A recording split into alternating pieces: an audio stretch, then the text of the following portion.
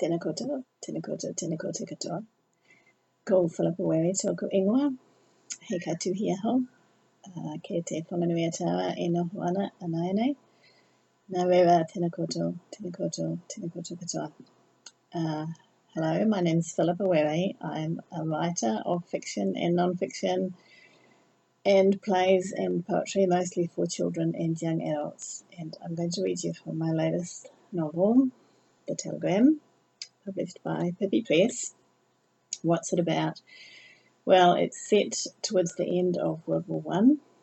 The main character is Beatrice. She's about 14 at the start. She lives with her mother and younger sister Tilly, because their father died some years ago. Beatrice has to leave school to get a job because her mother's hours have been cut back because of the returning soldiers who are coming back needing work. And she gets a job with the Post and Telegraph Office as a telegram girl.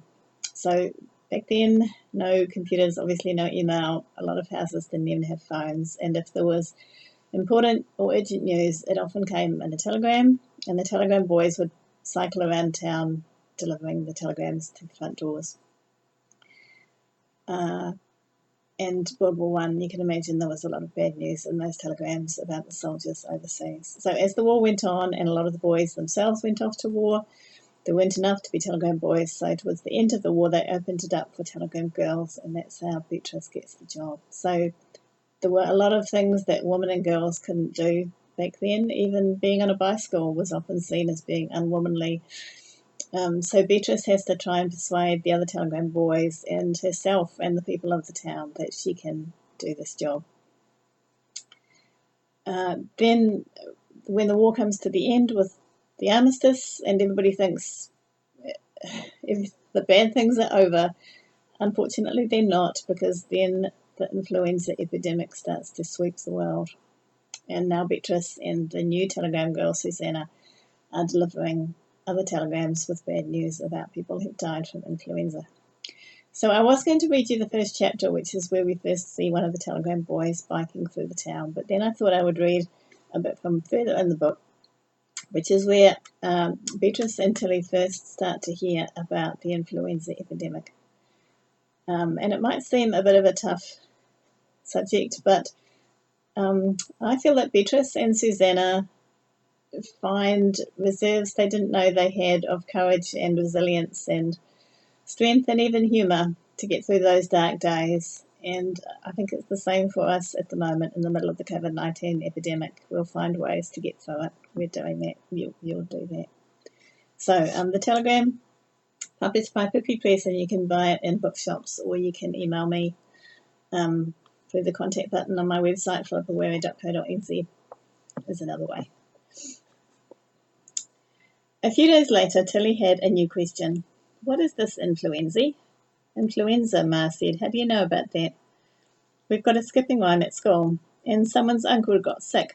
Don't people get sick with influenza every year?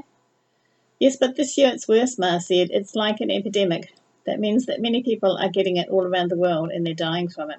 But not here, Tilly said. We're safe here, aren't we? Let's hope so, Ma said. She made extra batches of soap and sewed masks out of muslin. Tilly and I looked at each other and silently vowed we weren't going to wear them. Influenza arrived like an invading army, marching through nearby cities and towns. One day it wasn't here, the next day it had arrived.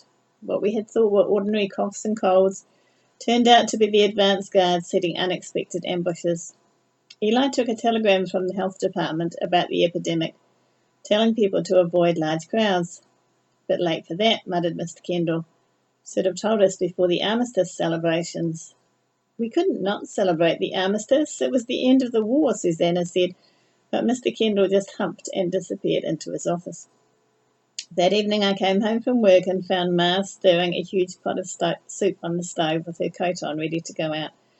Mrs. Williams has taken poorly, she said. I'm taking her some of this soup and I want you to come so you know what to do next time. Wait, I thought you didn't want us to catch the influenza, and now you're taking us to a house where someone's got it.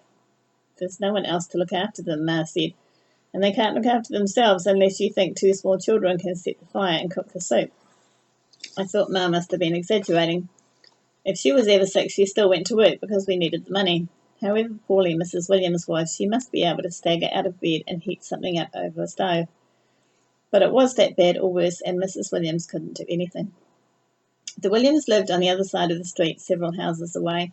They kept to themselves, and we didn't know them very well. Ma said Mr. Williams had upped and left, but she didn't explain any more than that or where he'd gone. We went around the back of the house, me carrying the pan of soup with half a loaf of Ma's fresh bread balanced on the lid. Ma tapped on the door, then turned the handle and went in. The house was dark and freezing cold. All the curtains were drawn, and there was a nasty smell that I didn't like to think about. Pull those curtains open and let some fresh air in, Beatrice, Ma said. Then go out the back and see if there's any wood to light the fire. Chop some more anyway for later. The backyard was scruffy and overgrown. There was wood in the shed, but no kindling, so I chopped some. The lady next door came to pull some veggies from her vegetable garden. When she saw me, she changed her mind and headed back inside as if I was infectious. The fading daylight showed up the mess in the kitchen, dirty dishes in the sink, food scraps dried up on the bench, a jug of milk gone sour, stained towels and cloths on the floor. Ma had the two children sitting at the kitchen table slurping up soup and bread.